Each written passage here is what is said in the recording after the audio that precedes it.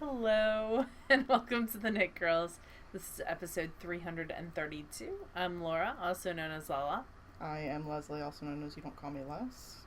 And I'm going to kitchen her like a boss. As we record. I'm sorry, I'm resizing this because I'll just watch myself like a vain idiot. And I won't be looking anywhere near the camera otherwise. Awesome. I'll go. Would you go first? I will go first. Thank you. So, I started something new this week, and it's really interestingly constructed.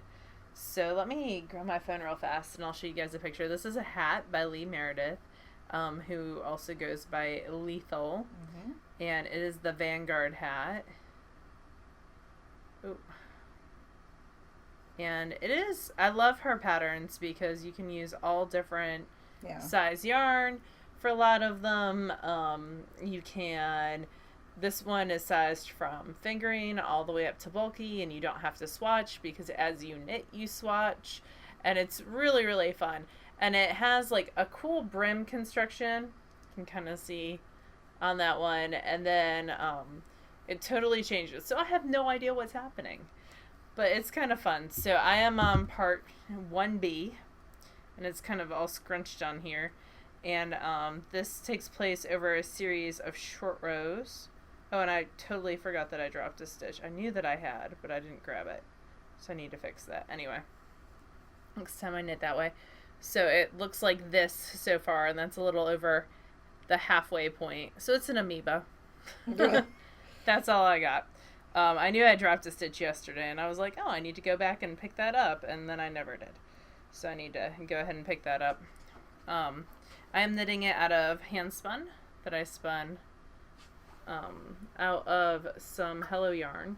And I made it so that it was very high contrast on purpose. Of course, the section that I'm showing you right now is all the same. But it is really high contrast. You can kind of see. I wanted to get light with dark. And I think I accomplished that. So I think it's going to be a fun hat. I'm knitting it on size 3 needles. Which is a big departure from the other project that I was doing, which was on like size 11s. And that is my Decemberist, which is in timeout because I ran out of yarn. So So you bought this yarn at Hidden River in Philly. Are you gonna order more? Yeah, I already talked to her about it. Cool. I emailed her yesterday. So these are on size 11 8mm needles. These are the Likey needles, and the yarn is Turbine Harrisville. Right. by Harrisville Designs in the Birch Bark colorway. And I've had a few issues with the yarn. So every skein has had a ply that's been knotted. I don't know that you can see that, but there's a knot there. And so I've had 2 of those per skein. So that's where some of my yardage went. Like, I know some of my yardage is like eaten up by a loop or 2 per skein. But I actually had 10 more yards, according to the labels, than what the design called for. And I'm actually knitting this at a tighter gauge than Melanie Berg specified. And I ran out of yarn with 4 rows left. Wow. That's a significant difference. Yeah. So when the next skein comes, I am actually going to count off the yards and see how many yards. Because supposedly it's 110. But I don't know that that's accurate. Something's wrong. Yeah. Because I ran out. And if you're knitting at a tighter gauge, you should not be running out of yarn. If you're knitting at a looser gauge, yes. Totally should be running out of yarn. But this is a tighter gauge. So 4 rows left in the lace, and it's huge, and I have this much left, and I tried binding off, and I got like a quarter of the way through the bind off and ran out. I thought I might be able to bind off early, and it was Bind off row uses something like 3 times the normal yarn. Yeah, of a this regular wouldn't knit row. even worked across the regular row. And I didn't want to shorten it. Right now it's like 2 lace repeats too short, and I really didn't want to shorten it. Oh, wow, yeah. Another, like 2 lace rows too short. Oh, rows, not repeats. Not repeats. Rows. So, pretty intuitive, easy lace. I also had to stop at one point because it was making my hands hurt. Yeah, I find that too. If I'm using a big departure from what I normally knit on, my hands do tend to ache a little. I wish I had done the, because she said you can knit 2 and then do a yarn over and drop it on the following row to make it a little bit more stretchy. Mm-hmm. I kind of wish I had done that, but I would have run out of yarn even faster. And really, it's almost done. Yeah. So we'll see how it blocks after I weave in the, like, 85 ends that I shouldn't have to weave in, but whatever. Not that you're bitter or anything. I'm always bitter about weaving in ends to begin with, and then I find when I have yarn with knots consistently throughout it, that's a knot every 50 yards because it's 110 yards basically. Like every 55 yards there was a knot. It's funny. I don't enjoy weaving in ends, but it doesn't bug me. Usually knots in yarn don't bug me, but with this bulky, it's going to be a pain in the butt to weave in the ends to begin with. It's harder to hide the ends in a bulky. Yeah, so... No, I'm a liar. I hate weaving in ends. I don't even know what else to say about that. So those are the 2 things that I'm working on. I'm going to fix that drop stitch that I dropped. on a short row while Leslie talks.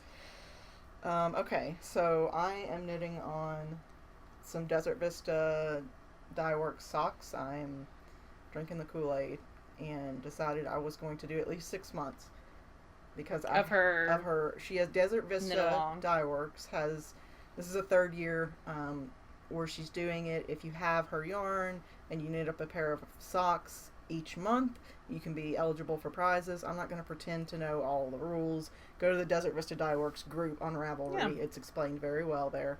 It is, and she gives even more opportunities for prizes. Well, it's not even prizes. Like, if you do something, you automatically get something. Oh, okay. So I don't even consider that prizes. Like, if you knit 3 months worth of socks, like, you get 30% off. If you knit 6 months worth of socks, you get a free and it's not 30% off a skein, it's 30% off your order. Yeah, your total order. So, for every month, you get 10% up to 3 months. Yeah. And then, like, if you post on Instagram, she sends you, for every so many posts, there's, like, it's more like a tiered system. Does that make sense? Of rewards? But basically, if you're interested, go check out Susan's post in the Desert Vista Dye Works. It explains it really well. It's the 3rd annual Desert Vista Dye Works. Something.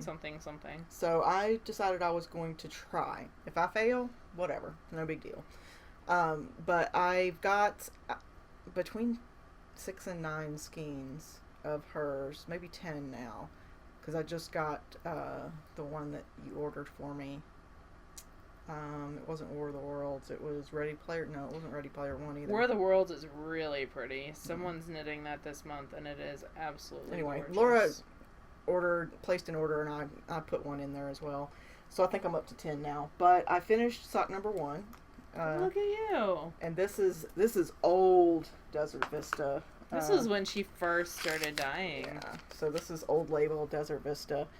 Like, she sent us This was for one of the first SSKs, I think. Or maybe before that.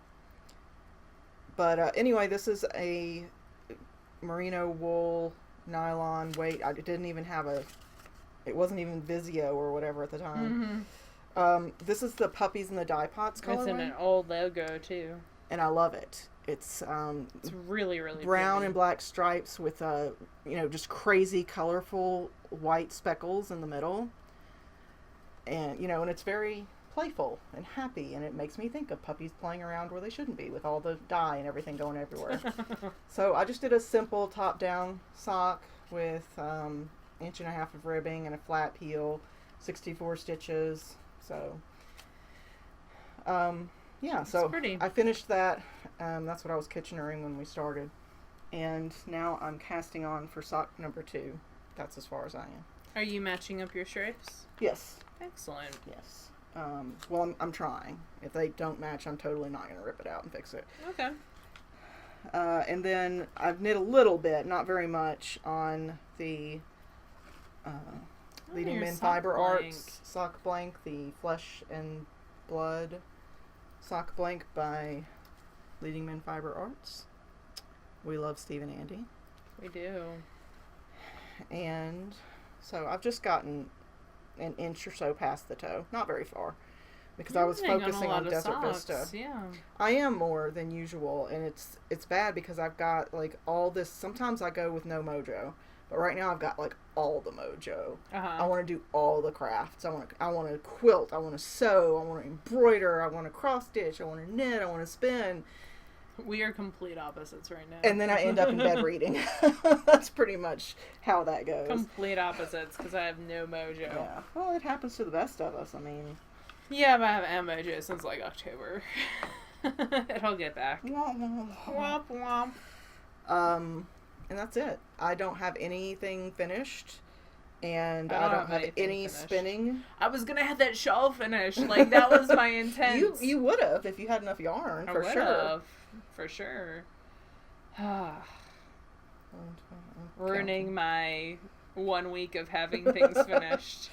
I think it was 2 weeks, actually.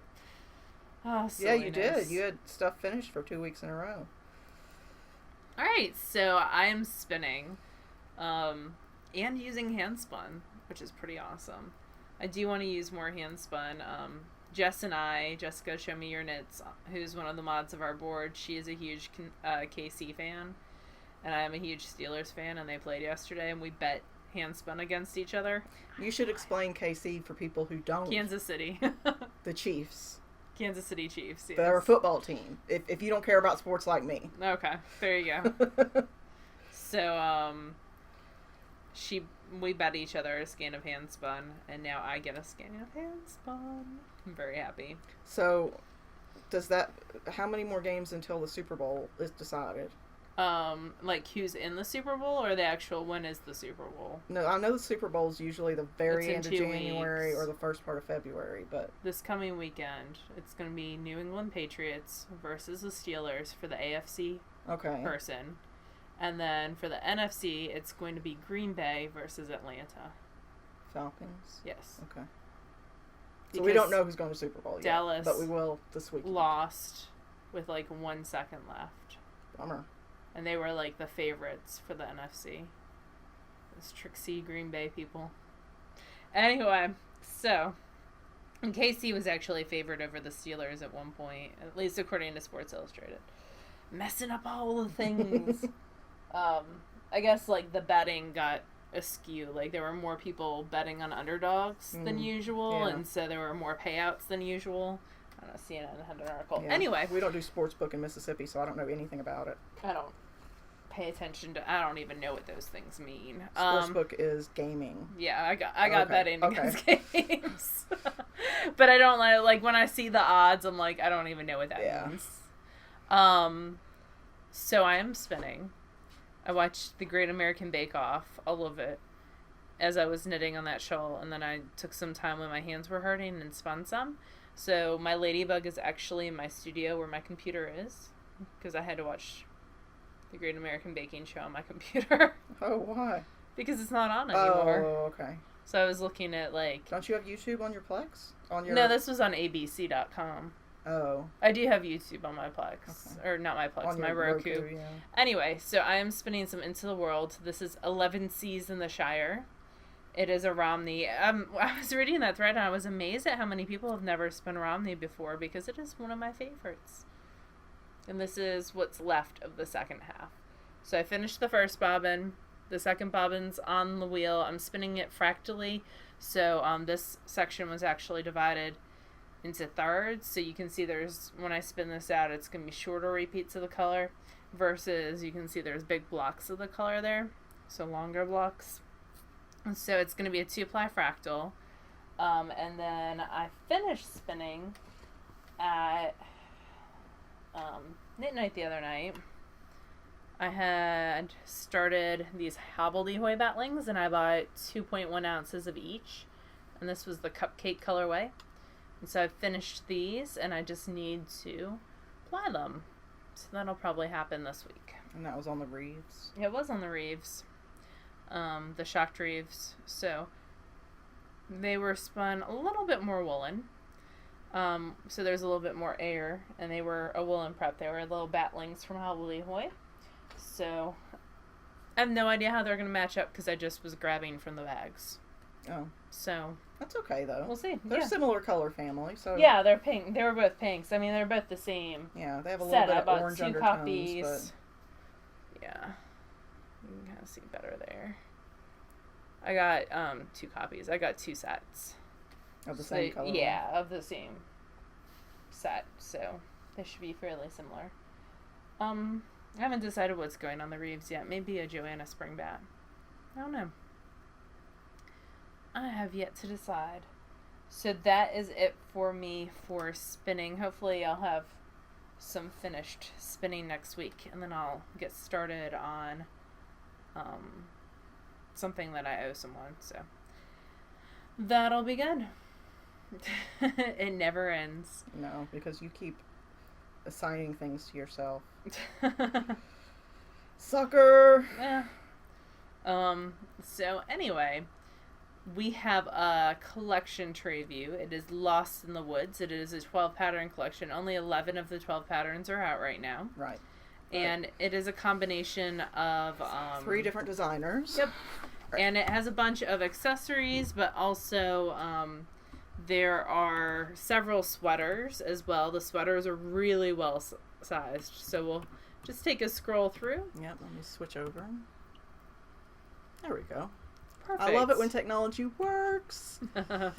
So this is Lost in the Woods. It is a knitwear collection. How much, do you know how much it retails for? Do you remember? I've got it up. If you want to hang on one second, let me take a look and see. It is, right now it's €25, so it's 27.28 US dollars this second right now.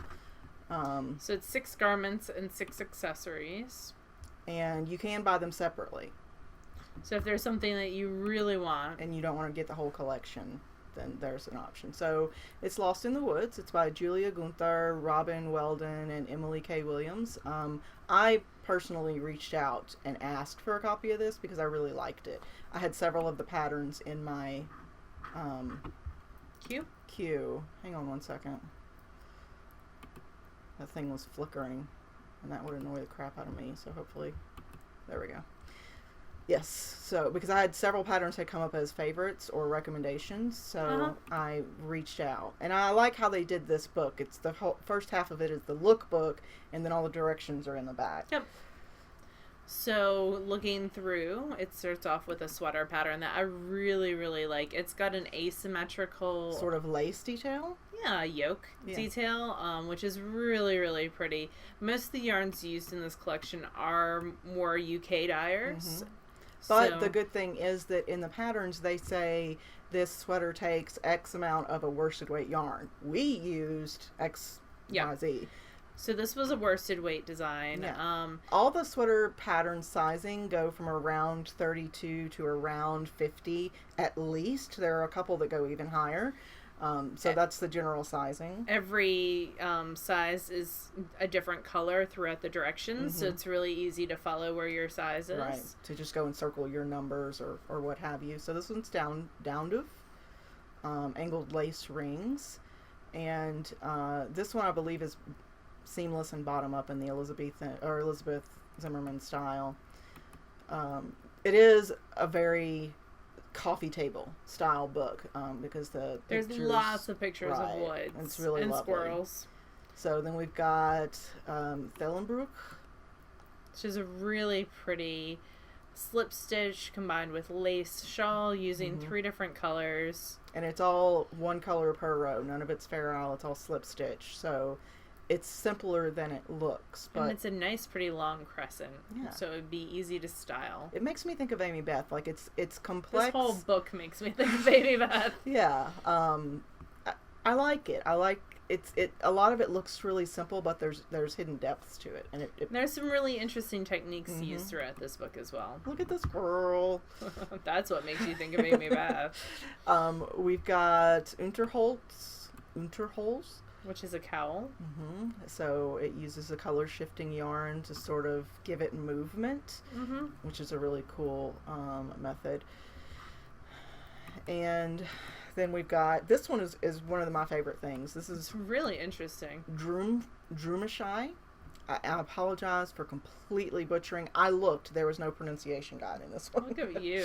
And this hat has got a really cool construction. It's 2 separate yarns. It's one big tube right. that you knit, and then you kind of twist them together at the end. Yeah, up at the top where the closure, the crown is, you sort of twist them, and it shows you how to do it in this really cool way that gives it this beautiful But if you like the look of mohair and you don't like the feel of it, this is a great way of wearing mohair without having it touch your actual And I love skin. the thought of it. It's got, this really sort of simple, plain undertone with a really beautiful dressing on top.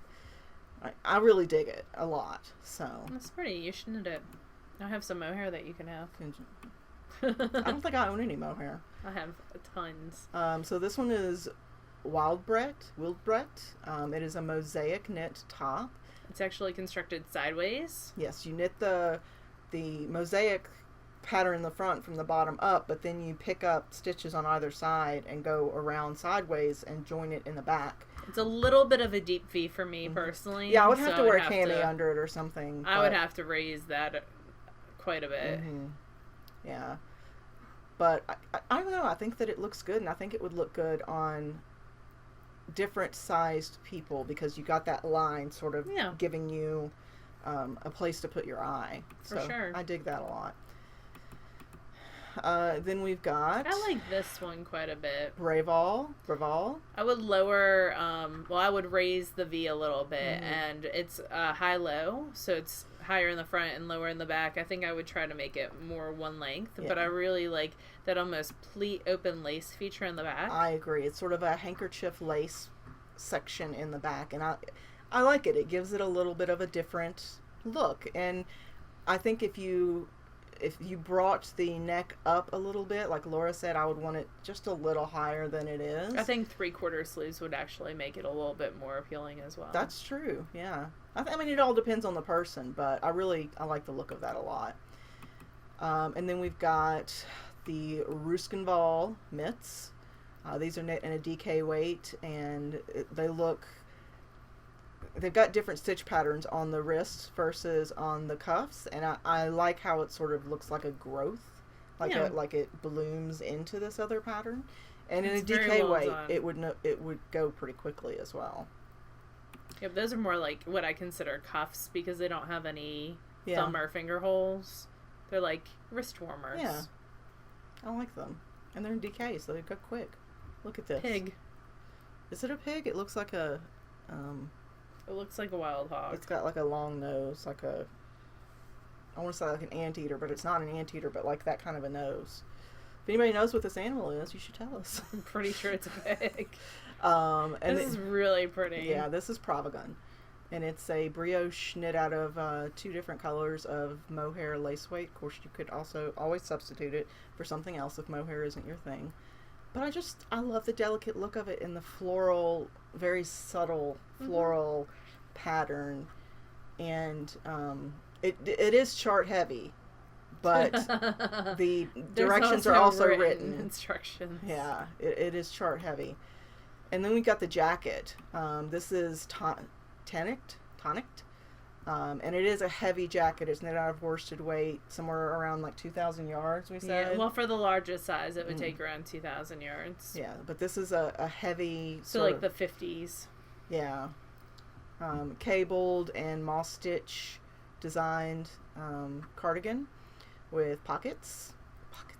And the cuff goes and a different direction, which is really interesting. That is true. And then we've got some gloves. Anagach. That have, it looks like Fair Isle. It is Fair Isle, yes. It looks kind of tricky because the directionality of the slant. So the pattern on the top of the hand and the bottom of the hand are different from each other. They are the same on both gloves, but they're different from each other on the top and the bottom. Well, they're mirrored on both gloves because there's a chart for each. Right. Sorry, yes. But the the slant of the pattern gives it a movement. It makes it look sort of gives like it a kind flow. of an optical illusion Yes. of movement. Yeah, and that's a fingering weight as well. And then we've got Regensburg, which is a sort of, it's a cowl neck worsted weight sweater with cables and 100% alpaca. yes, and this particular yarn is 100% alpaca and exposed seams at the shoulder, which is an interesting. It's really, really pretty. It would be way too warm for this area, but in that particular yarn, yes. Yeah. But it is another high-low sweater. But we have lots of drape. I do love the lines of the cables along, sort of, to create that hourglass. Yeah. It sort of tricks the eye. I would like to see a full-on front picture of that one. Yeah.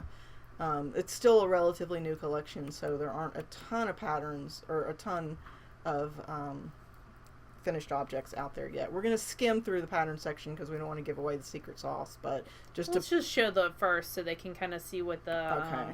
So from this page, so you can see that there's 4 choices of difficulty. This one is 2 out of 4. I like that it has the skills required. It's got a sizing chart for the schematic, which shows you all those different areas, what they should be for measurement-wise for each size. It does it in centimeters and in inches. Like Laura mentioned, each size has a different color, so you can easily go through each part of the directions and circle what's relevant to you. And then the notes give you sort of a general idea of the construction of the sweater. So, really well thought out instructions. The schematics are really good for the sweaters. For some of the accessories, they're a little less in depth, but they don't need. They don't really need them, right? So yeah, really good measurements, really good schematics. I like for everything, including the shawls. Yes, and I like how they really incorporated several different construction types in the garments that they made. And they've got some brioche, and there's cables, and there's ferrule, and so there's a lot of different texture in there. And like Laura mentioned, only 11 of the 12 patterns are out yet. The 12th will come out shortly, early this year, so we'll let you guys know when it does come out because it'll update our copy. But yeah, so if you're interested, you can buy the collection, or you can buy individual patterns if you prefer. Or if you just like the look of these things, but maybe none of them specifically speak to you, what I do is I go out and I find the designers, and I go to their page and I favorite them. That way they come up in my recommendations in the future. So maybe none of these speak to you, but something might in the future. Yeah, but, if you like the aesthetic of the designs. So we just want to thank them for sending us a copy to review, because even with us having done this so long, sometimes when I email somebody, I'm like, crap, they might tell me no. Which then I would just go buy it. But still, there's always the worry that we're going to get the rejection. So I don't know about that. Alright, so things that we are reading. I'm reading The Truth Witch by Susan Dennard. I'm really, really enjoying it. I would not have known it was YA, except that, like, when I went to look it up for the show notes today, it was listed as YA. It's really, really, and that's a compliment, and that it's really well written, and really, really good. So I'm enjoying that. The second one just came out. And then I'm also reading The Inquisitor's Tale by Adam Gidwitz. It is one of the possibilities for, one of the front runners, I should say, for the Newbery this year. It's very, very funny. It's got illuminations throughout it as well. It's kind of like, it's kind of based on Canterbury Tales style of writing, but very, very funny. If you have kids that like, let me think. See, it's almost got like a Diary of a Wimpy Kid sense of humor to it, but it's medieval Europe. So I don't know if it would be an easy, like the cover makes it a hard sell, but I don't know, it might not be. And it does have the illustrations on the side and in the front. They're like, you know, in medieval times, people would illustrate, they would annotate using illustrations or illuminations on the sides of tons of different books. And sometimes those illustrations had to do with the text, and sometimes they didn't. And in this book, sometimes they'll have to do with the text, and sometimes they won't. So, So it's funny. In this example, who would do the annotations? Like the person printing the book, or Well, all books at that point were handwritten in monasteries. All right. So the monk that created the book copied it from whatever, and they might add their own illustrations on the side, or they might not. I did not know that. Yeah. Yeah, pre-printing press, the Gutenberg printing press, all books were handwritten, and they were such a luxury. That's why literacy was such a luxury. Reserved for the for higher the wealthy class. For sure. But yeah, it's an interesting one. It's going to be interesting to see who I can recommend. Who of my children I can con into reading it. For sure. Because it's not something that typically would get picked up, although it's the same author who did Tale Dark and Grim. So I have several kids who already are fans of his, so it should be an easy sell to them, maybe. It just doesn't have a lot of, like, cover appeal? No, it has. Well, it's like medieval times, like monks and peasants, and it has a lot of it has a lot of religious connotation to it, because the church was such a big part of the life. And it's got a saint. The way it starts is this dog dies protecting this baby. The parents actually kill it because they think it was trying to attack the baby, but really it was protecting the baby from a snake. And it becomes a saint in this village, and the knights of the kingdom are sent to convince these people by any means necessary that dogs cannot be saints, that you can't worship basically a dog, because that goes against the establishment.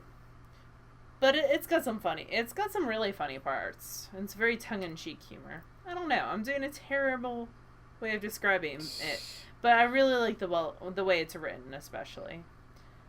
So we'll see. We will see indeed. I'll be interested. I'll move on my Newbery stuff, because I'm behind on reading Newbery recommended, like the front runner books. I've only read a couple. So. I just realized that I did 2x2 rib. 2x2, 2x2, 2x2, 3x3, 2x2. That's when I just knit two together. It's only one row, so I'm just dropping it and fixing it, so it's not terrible. Anyway, for reading, I am reading the follow-up to Illuminae, which I talked about before on the show. The follow-up is Gemini. Both of these are set in, like, 400 years in the future, where we are colonizing other planets, and we use gateways to jump, like established wormholes to jump between places. And it's an interesting book because it's all told through, so it's all, this X event happens, right? And it's all told prior to X event, going up to it, through memos, through transcripts of video, through IM conversations between people. So primary source documents. Okay, yes. And through, like, transcripts of the artificial intelligence and his interactions, it becomes a he, interactions through the systems with the other people. And I really enjoy it. It's a really interesting way to do it, but the only thing is that in the Kindle version of it, they're pictures, not letters. So, like, a memo is a picture. Yeah. And a lot of it's, like, dark background with light letters, and I can't really read that in the dark very well, because I'm usually reading in bed. You know, Michael's already asleep and I'm reading. So it's hard to read that sometimes. Can you put it on your tablet? Would that be better? I could, but the tablet's so much heavier, and I'm lazy. But I am enjoying it. If you like sort of not super hard sci-fi, but more of like space opera type stuff, you might enjoy it. It's called Gemini, and it's by Emmy Kaufman. It's listed in the show notes, which is on TheKnitGirlls.com. And then I re-listened to 14, which is by Peter Clines. Is it Peter or Ernest? I think Ernest was Ready Player One. Yeah, Peter Clines. Ernest is Ready Player One. Uh, I thought you were going with Veronica Roth, Divergent. Because isn't one of the characters there 14? oh, I don't know. I'm pretty sure. Maybe. Oh, yeah. And there's a book called 14. Yeah. No, one of the characters is 4. 4, that's what it Yeah, is. because he's only got 4 fears. That's right. See, I'm terrible. 14 is also really... I gave up after the first book because one of my kids spoiled it to me and I wasn't going to read the rest. I liked it okay. She's got a new book that just came out or is coming out. Yeah, she does. I haven't read it yet, but it's on my list. 14 is hard to categorize because for the most part it's sort of just a contemporary fiction, like a modern day sort of fiction. But then at the end, according to Michael, it got too weird and he didn't like it. At the end, does it have time travel? Not exactly. Oh. I don't want to ruin it. I wonder what gets too weird for Michael. For anybody that hasn't listened to it but enjoys science fiction, or H.P. Lovecraft, it does have a little tie-in with H.P. Lovecraft. I really enjoyed it. It's not. It's not. It's really good. I read the book and then I've listened to it several times. If you're new to the show, Leslie, and I don't like time travel. Yeah, if it's got time travel, it's pretty much out. Also, if I was thinking about this the other day, if the main character is a millionaire or billionaire, I don't care. Won't read it. Really? Money solves too many problems. It's too easily used as a source of solving problems, and when the characters are millionaires or billionaires, it seems like so much of the text is about the possessions, like the fine suits or whatever. But you skim a lot when you're reading. That's true. And I don't. Well, I don't usually. Anyway, that's not like I'm not better because of that. I read differently. Sorry. I'm always worried about that. Like I'm putting myself up as some super awesome person, and that's not what I'm trying to do. I do skim quite a bit. Anyway, that's it for what we're reading. I'm also not allowed to have caffeine right now, so I have the yawns. Why can't you have caffeine? Because it'll... Oh, blood pressure. Yeah. Oh. In the amount that I would need to wake me up. Okay.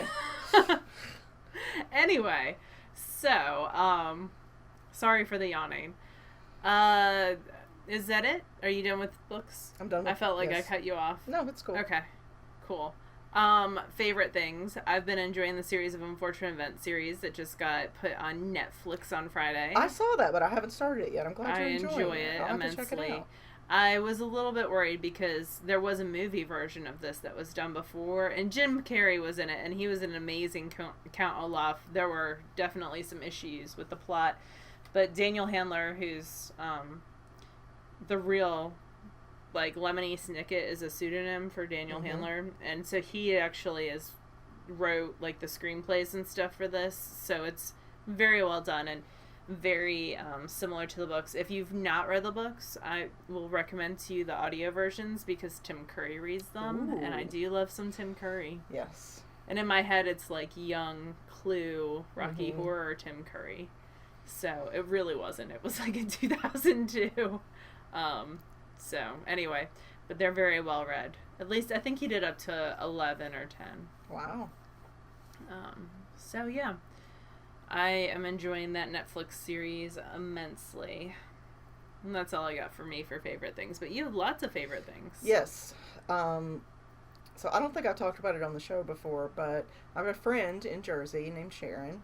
She is Seashore Sharon. Oh, your cross-stitch thing.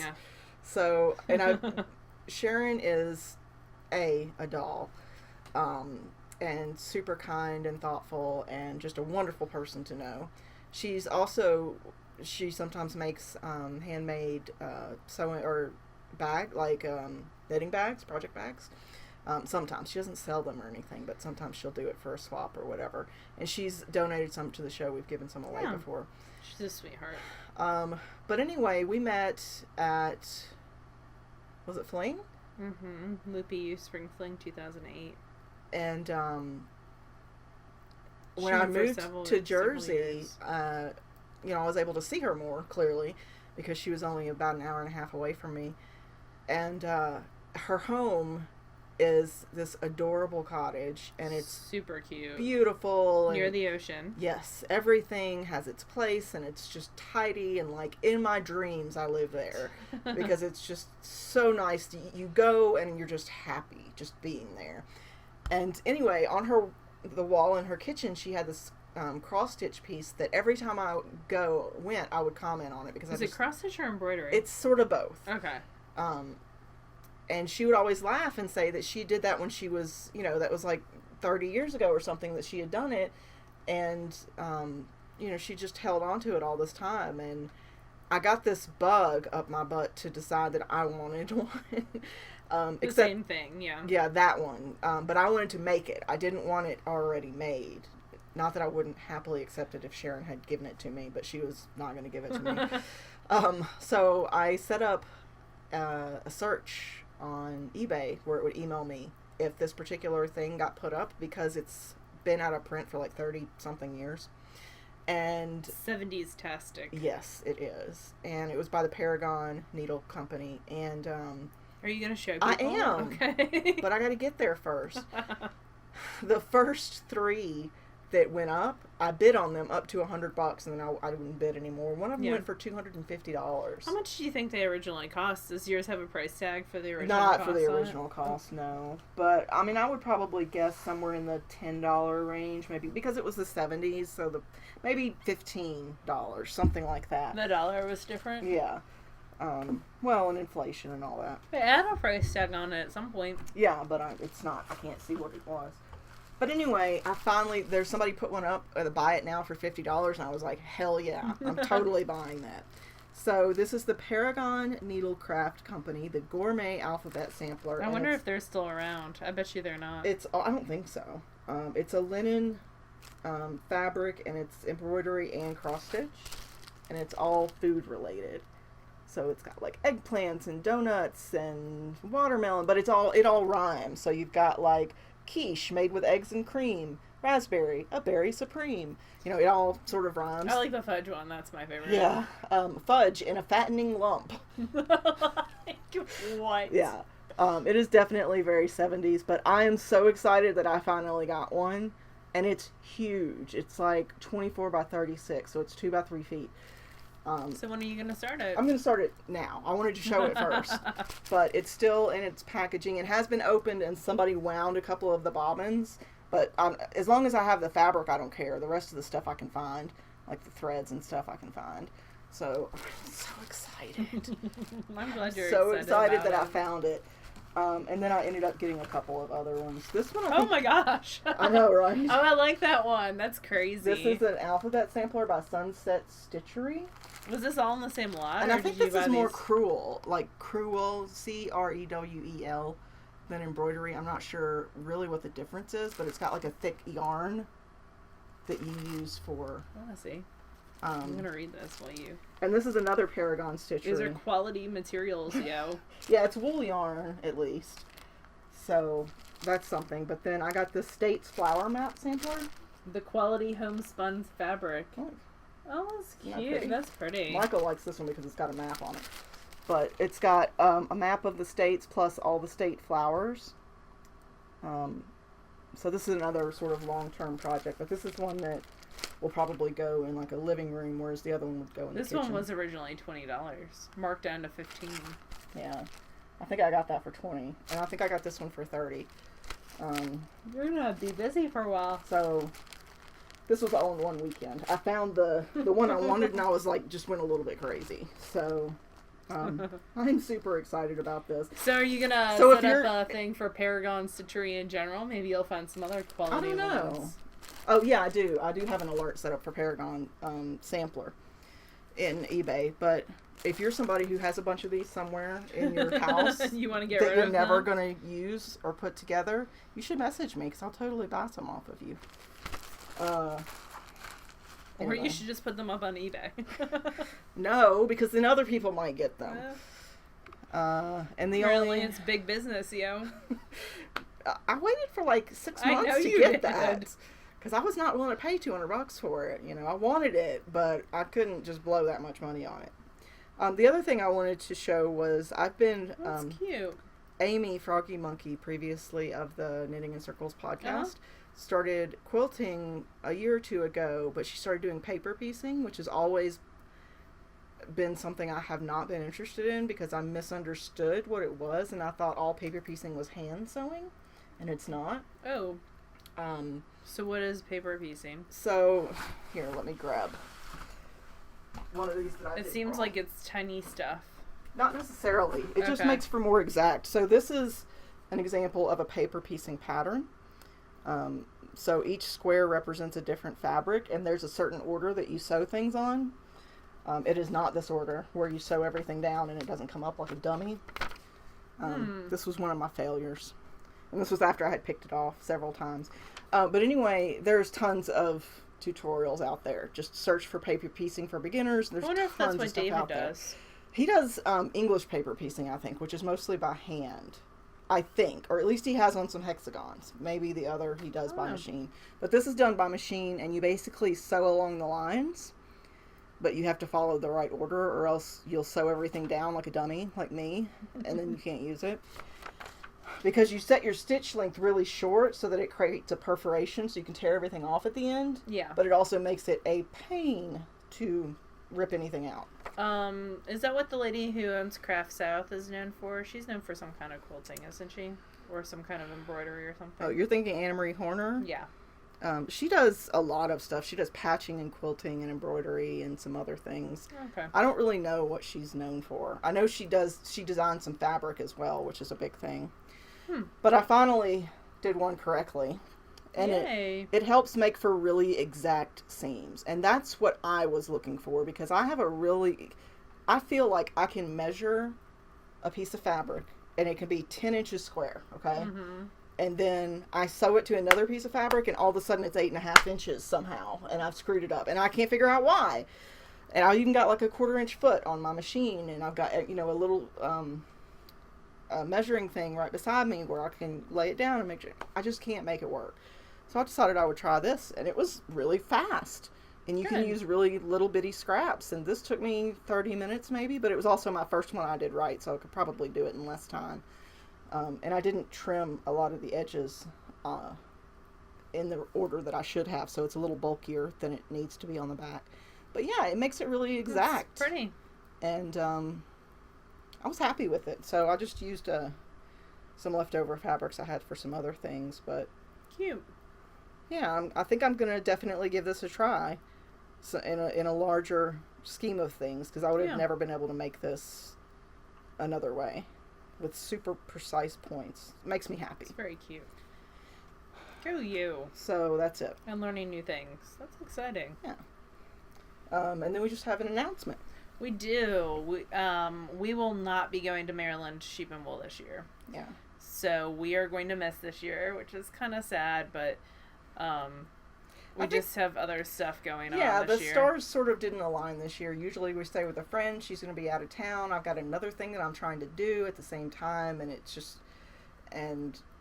not going to work, I think, this year. Yeah, and it's okay to miss a year. Yeah.